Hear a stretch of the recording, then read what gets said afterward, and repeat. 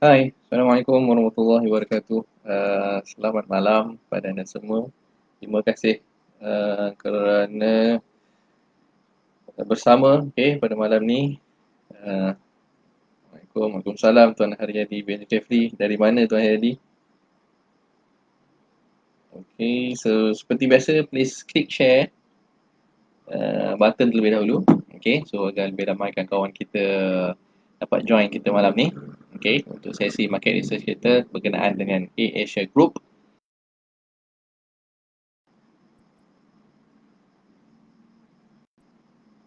Tadi Seremban je Tuan Haidi. Apa khabar orang semua? Seremban pun dah kena PKP juga Sebelum ni bebas. So pengeras ni untuk malam ini. Klik button share. Itu pengeras dia untuk ilmu kita malam ni. InsyaAllah kita akan mula sekejap je lagi. So kita biarkan lebih ramai lagi dapat join ni. Please klik button share. Thank you. Terima kasih Tuan Haidi dah share. Terima kasih.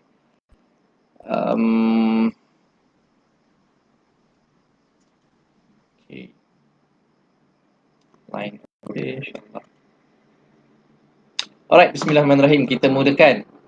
So sesi market research kita pada malam ini dengan bismillah.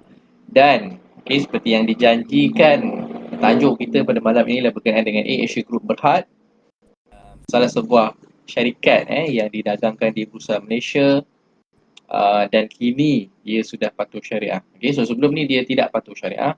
Tetapi sekarang, as of now, dia sudah masuk dalam kategori saham yang patuh syariah.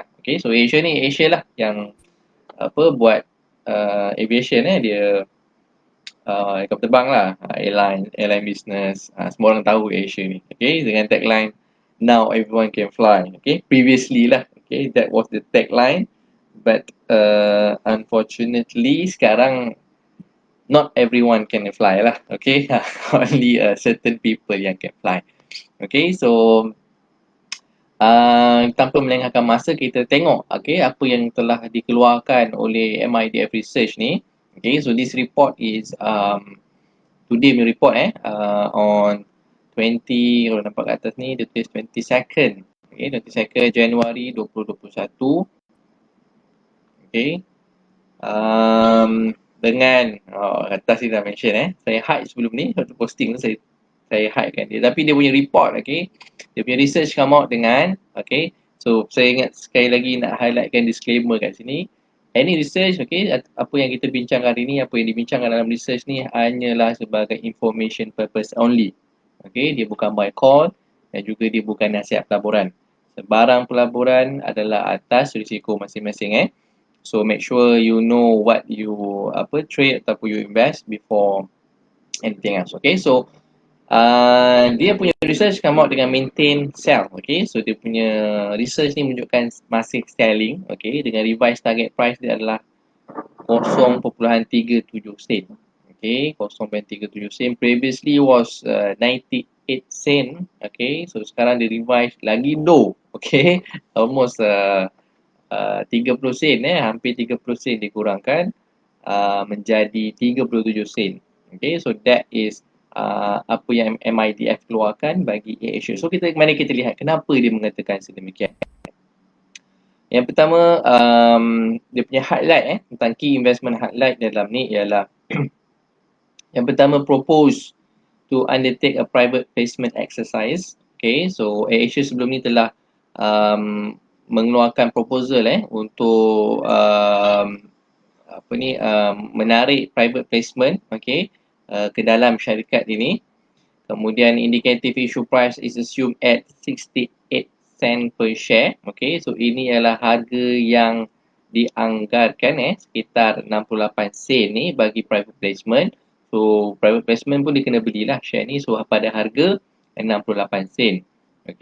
And expected to raise gross proceed up to 451 million ringgit. So daripada private placement ni dianggarkan A-Asia boleh ataupun bakal memperoleh dana sebanyak 451 juta ringgit. Okay. So yang ketiga, okay, dekat highlight dekat sini dia mention stopgap measure to partially address AAGB financial concerns. Okay. So antara highlightnya, private placement ni pada anggapan MIDF Research, ia hanyalah sebagai sebahagian saja, okay, daripada main issue yang dihadapi oleh Asia Group. Okay, of course lah, kalau kita tengok kat sini 451 juta ni is not going to solve the problem yang dihadapi oleh Asia ni, sebab Asia punya financial constraint sekarang ni is more than 400. Nanti kita akan go details dia punya financial. Okay, kenapa sebenarnya tak cukup. So dia kata private investment ni, okay, 451 juta hanya sebagai dia punya stop gap. Okay. We foresee that the group may need to raise more than one round of funding. So MIDF menjangkakan akan ada beberapa lagi siri pengumpulan dana okay, yang akan dilakukan oleh Asia bagi menampung perbelanjaan, bagi menampung dia punya expenditure, okay, untuk mungkin ada payment dia yang pending, yang dia belum bayar, okay. So that is jangkaan MIDF, dia memerlukan lebih daripada sekali. Sebab sekali ni kalau kita tengok hanyalah 450 juta, okay.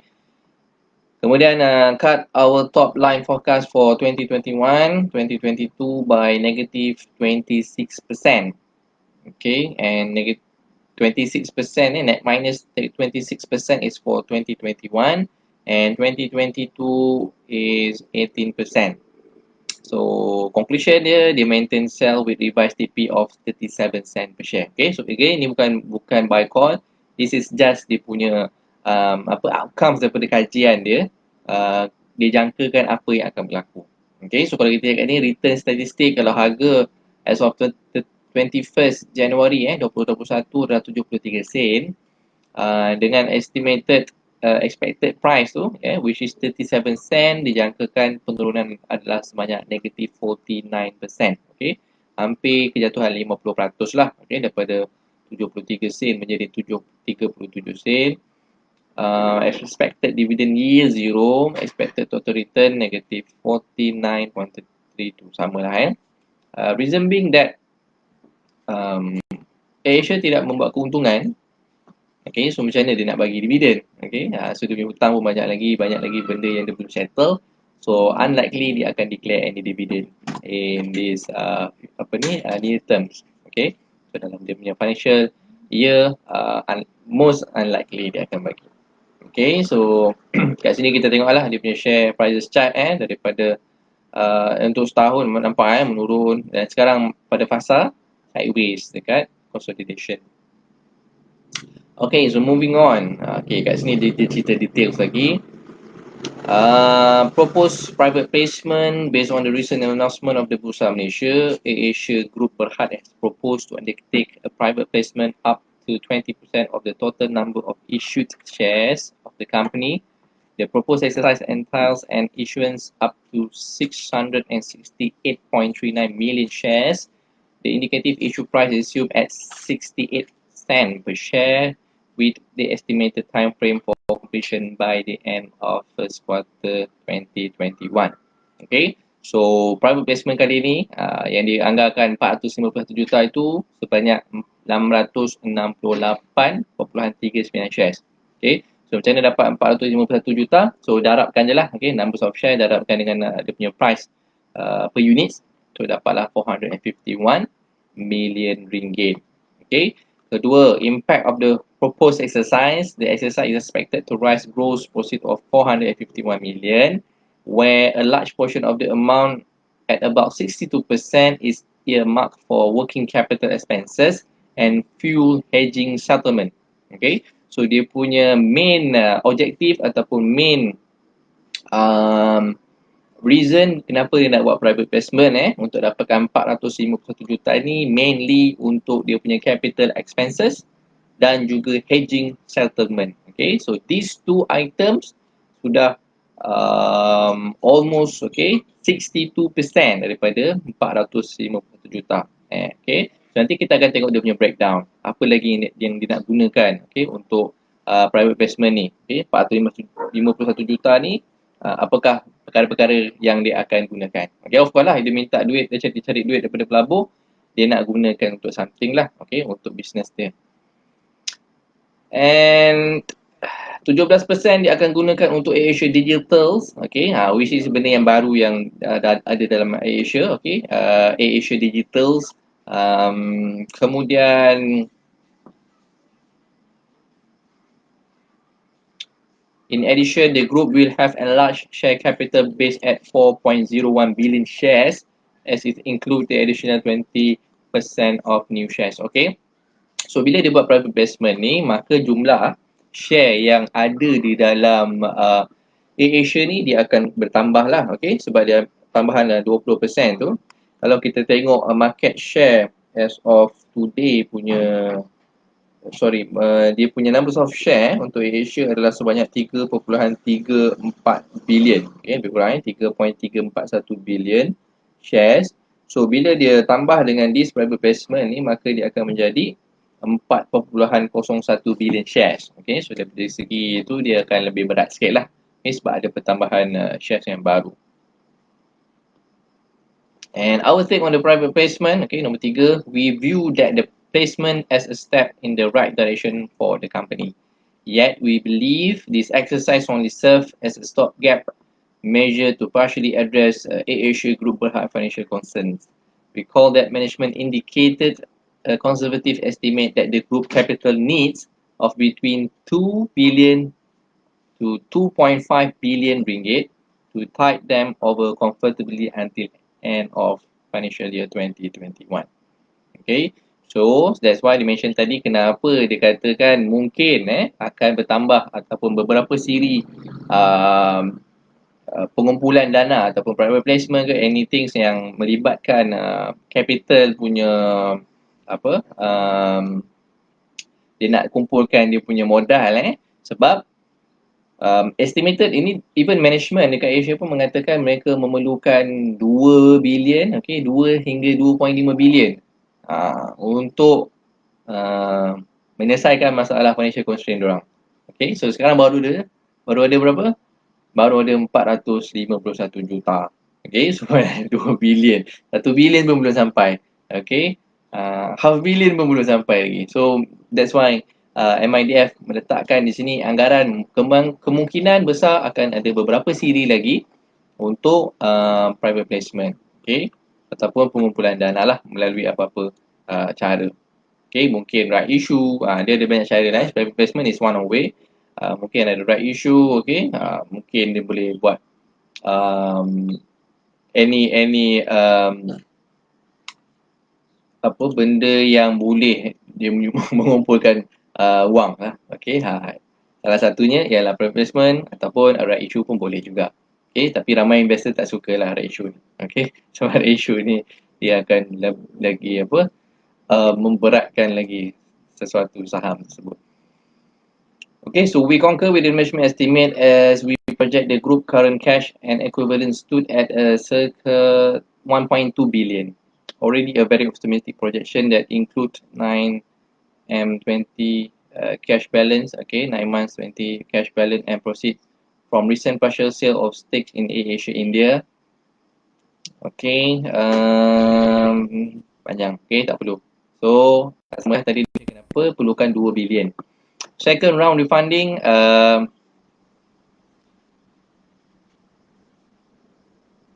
sama, okay, explanation yang lebih panjang. Okay, sebenarnya kalau kita lihat dekat sini, dia mention tentang MCO 2.0. The newly announced selective MCO is certainly a gut punch in the aviation players, especially after a dreadful 2020. With border control measures putting a halt on international passenger traffics, MCO will hinder the recovery of domestic passenger traffic. Okay, however, unlike the doom and gloom situation in the first MCO early last year, hope is in the air for aviation players. Currently, the positive development of vaccine, the recovery narrative can be gauged with better clarity. Furthermore, with government and businesses are more adept at managing the pitfall of the virus, we believe punitive measures that hinder air travel will gradually be eased and potentially lifted slated to the second half 21. key consideration to our assumption on the timing of vaccine approval. Okay, yang pertama, vaccine approval and the cost of successful and impactful administration of vaccine in large scales. Other key risks to our stand is the prolonged MCO measures extending post first quarter 21 with the detrimental for the recovery performance of aviation players. Okay, so with the MCO 2.0 ni, antara concern MIDF adalah apabila kita ada border control measures, okay, so mostly air flight tak boleh nak terbang, okay, so kapal terbang tak boleh nak terbang. Tetapi dia lebih kali ni dia tidaklah seteruk MCO 1.0, okay, which is most business adaptive, okay, so dia boleh adopt dengan perubahan yang berlaku sekarang dan juga perkembangan vaksin, okay, so that is one of the indicator yang dia meletakkan jika vaksin ni successfully untuk approval sama, kemudian deployment dia, initiation dan juga deployment dia berjaya, kebarangkalian untuk aviation business kembali seperti asal is lebih cerah. Sebab of course sekarang memang teruk lah kan, memang tak boleh terbang dah. So dengan ada perkembangan vaksin ni dijangkakan aviation yang boleh kembali, tetapi dia mungkin memakan masa lah, okay, sebab deployment of the vaccine pun mengambil masa setahun hingga ke 2 tahun kan. Okay, so dia secara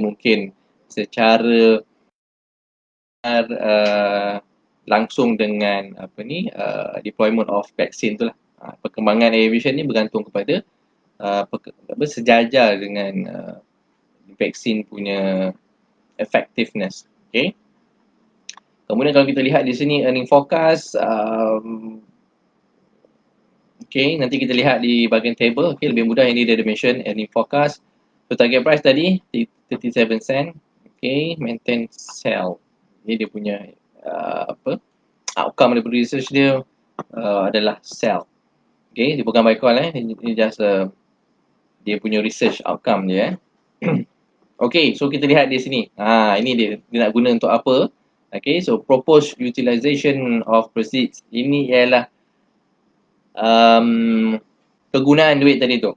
Apa yang dia nak gunakan daripada 451 juta tadi tu. Dia nak letak dekat mana? So dia dah mention awal lah. Okay, ke mana tempat yang ditujunya. Okay, daripada 451 juta tu. So tadi dekat early dia dah mention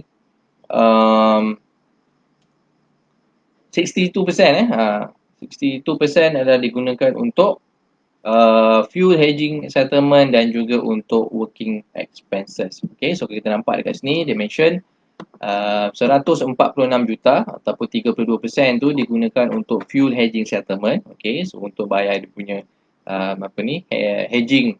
Okay, dia hedge dia punya minyak lah. Okay, kerosene tu. Kemudian untuk yang kedua yang tertinggi adalah untuk general working capital expenses, okay, 135 juta ataupun 30%. Okay, so this is the big chunk of the money yang akan disalurkan, pertama untuk fuel hedging dan yang kedua untuk bayar untuk capital expenses dia. Okay, working capital. Lain-lain yang akan digunakan 21% daripada 451 juta tadi tu. Okay, dia akan gunakan untuk aircraft lease and maintenance payment. Okay, ini untuk bayar maintenance payment dan juga leasing of aircraft. Kemudian 17% okay, daripada private placement tadi tu akan digunakan ataupun disalurkan kepada AirAsia Digital. Okay, this is yang baru daripada AirAsia Digital. Okay, ni dia lain sikit daripada aviation lah. Dia dah start untuk diversify sikit. AirAsia since COVID itu dia dah nampak kita nampak dia dah buka restoran dia ada restoran santan tu kan. So sebelum ni kita boleh makan dekat atas flight je, sekarang kita boleh makan dekat restoran dia. And then they introduce a new sayap juga, iaitu dipanggil Asia Digital. Okay, kemudian the balance of it, okay, 160,000 je ni gunakan untuk expenses lah bagi membuat proposed private placement ni. Okay, so dia punya fees untuk bayar consultation fees lah. Okay, ataupun untuk bayar yuran fee yang berkaitan lah kepada SC, bursa dan sebagainya.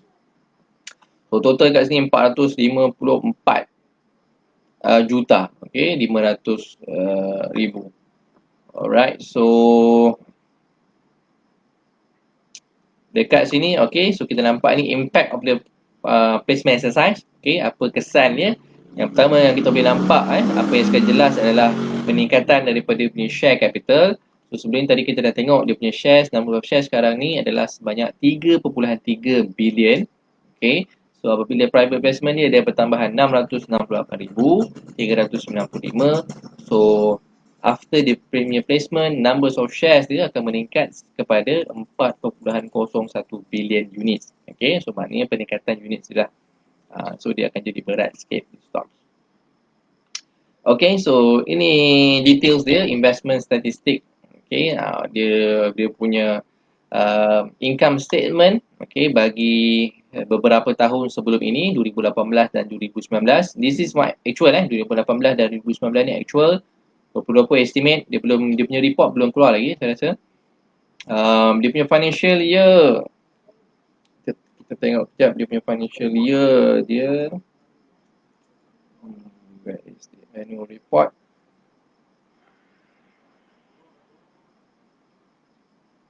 Asia bulan 12. So dia punya financial year adalah January December. Okay. So period ending 31st December 2020 belum keluar lagi report dia. Okay, so normally dia akan ada masa 2 bulan lah. So mungkin ujung bulan 2 nanti kita boleh lihat dia punya report. Okay, so sekarang masih dalam estimate. Estimate pun kita sebenarnya dah boleh anggarkan lah ikut dia punya quarter tu. So every quarter tambah, so boleh dapat dia punya annual revenue. Okay, so 3.1.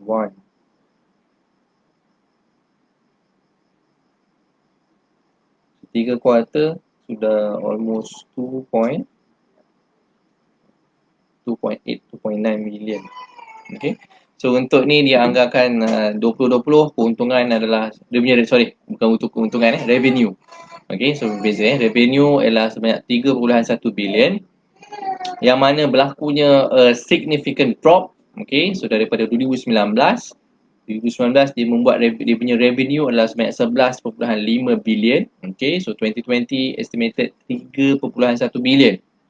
So apa kali ganda turun? Almost 3 ke 4 kali ganda drop, which is a very significant. Kalau kita tengok way back 2018 adalah 10.4 bilion. 2019 naik 11 bilion. 2020 turun 3 bilion, and dia punya forecast MIDF punya forecast untuk 2021 adalah 4.4 bilion. So ada sedikit peningkatan 1.2 bilion. Kemudian 2022 estimated 4 bilion. Okay, so kalau kita nampak mode recovery tu daripada 2021 ke 2022. Tu baru nampak dia punya double kenaikan dari segi revenue dia. Okay. And then EBITDA dia 1.4, 2.3, negatif 900,000. Kemudian naik. Okay. So dia punya earnings, okay, before interest, tax, depreciation and amortization adalah negatif 930,000. Okay, so the only year yang so far EBITDA dia negatif, which is kalau kita tengok 2018 1.4 bilion, 2019 2.3 bilion, 2020 rugi. Okay, so negatif 930,000. Kemudian forecasted untuk 2021 adalah 1.3 billion, and untuk 2022 2.1 billion. Okay, so this is only year kalau tengok dari segi 5 tahun 2 tahun actual dan 3 tahun forecasted yang mengalami kerugian. Okay, so that's why kita tengok unlikely dia akan bagi bonus lah. Okay, sebab dia pun struggling dengan dia punya financial. Kemudian net interest, PBT, profit after tax. Okay, so profit after tax banyak negatif 3.35 bilion. Negatif rugi 3.35 estimate Dia punya estimate kerugian 3.35 bilion. 2021 forecasted pun negatif lagi, tetapi negatif yang taklah cukup taklah sampai bilion, cuma 97,000 je dia punya kerugian tu. And 2022 baru nampak untuk recovery lah 174 juta. Okay. 3 bilion rugi estimate. Negatif 3.3 bilion rugi. Profit after tax. Alright, so I think that is all untuk AirAsia Group Berhad. Kita dah lihat research yang dikeluarkan oleh MIDF ni, so memang nampak banyak yang tak cantik lah tentang dia punya financial and dia punya forecasted dan juga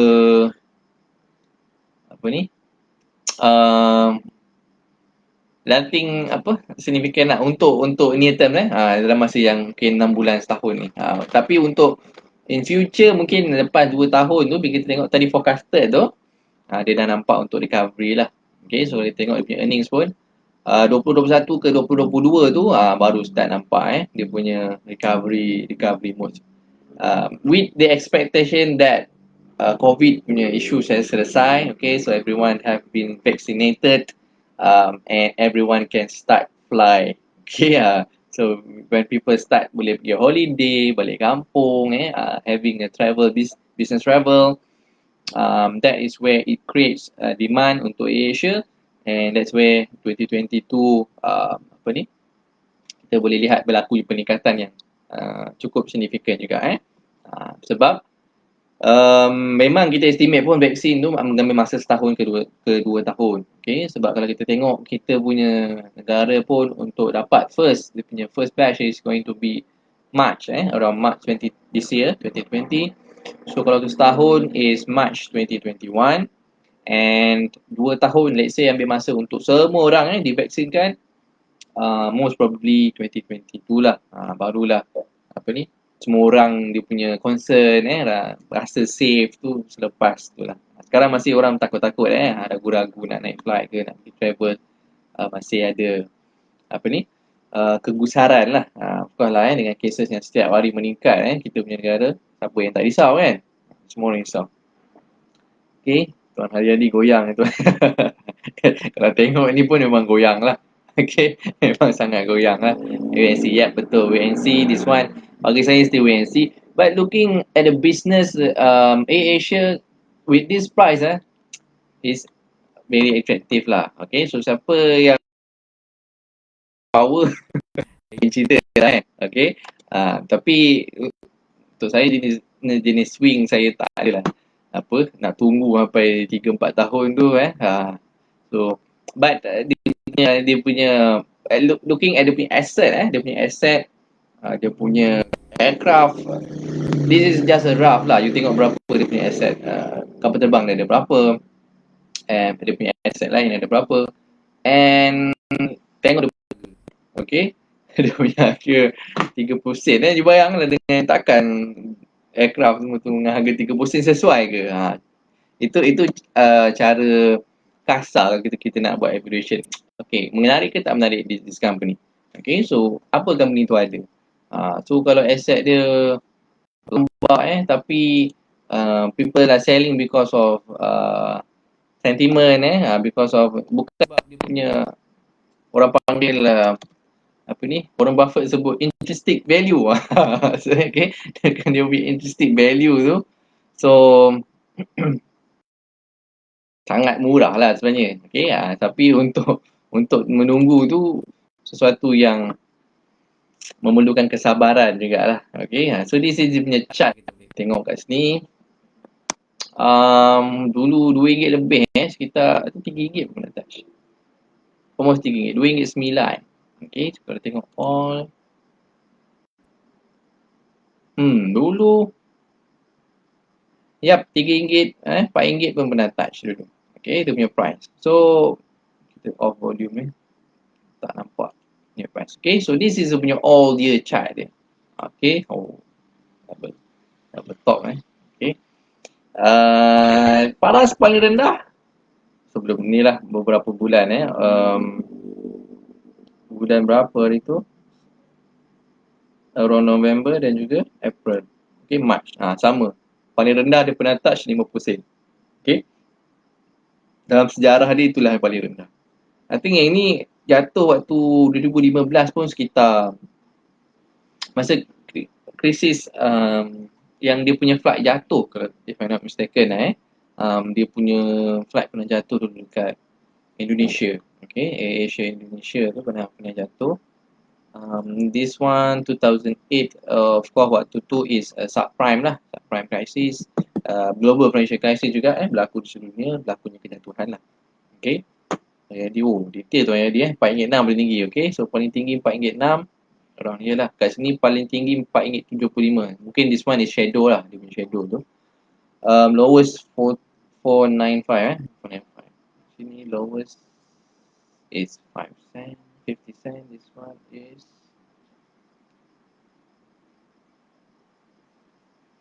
51 cent.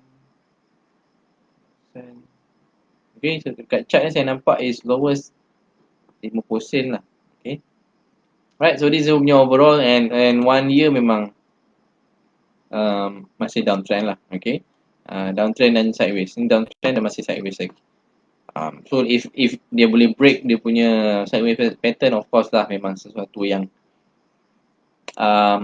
menarik lah untuk kita perhatikan.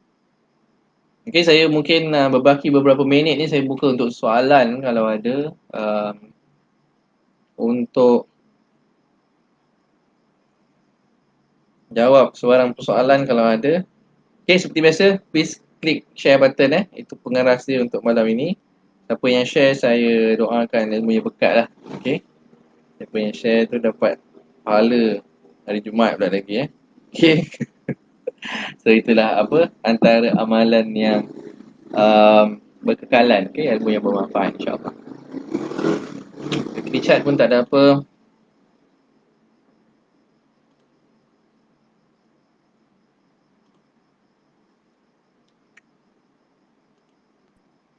Today 6 months.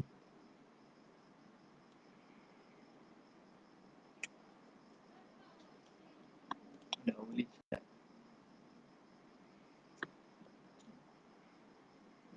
On hourly chat pun tak cantik lah. Okay. Alright, tengok kalau ada persoalan. Terbaik postmortem. Okay, itulah cara kita bedah siasat kita bedah research. Kita buat kajian ke atas kajian orang lain. Okay, memudahkan kita lah. Kalau tak ada idea nak cari apa, bosan, buka lah apa ni research orang. Mungkin terjumpa sesuatu yang menarik, mungkin ada something yang orang lain tak perasan, kita terperasan. Rezeki lah kat situ rezeki terpijak orang panggil. Saya buka juga kejap market strategi daripada RHB hari ini semalam punya.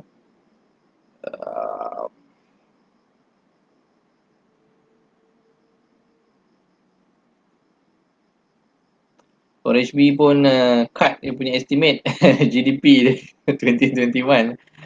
Okay, sebab MCO 2.0 semua orang. I think RHB antara yang awal untuk cut. Itu MIDF masih belum cut lagi lah dia punya estimate. Maybank dan CIMB kita nantikan nanti berapa dia punya estimate untuk GDP growth bagi negara kita. Sebelum ni dah keluar estimate tapi because of waktu tu tak ada lah MCO 2.0 kan. Sekarang ni dah ada MCO 2.0. So okay, ada revision sikit lah. Sektor-sektor yang dia minati. Okay, so bank overweight, masih overweight lagi untuk bank. Of course kalau kita tengok cyclical punya sektor, financial financial industry, followed by construction pun sama. Okay.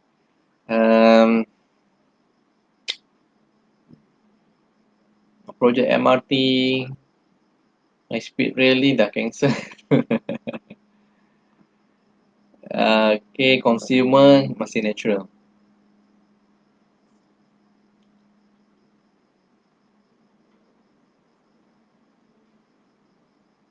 lain cahaya mata gabungan akras.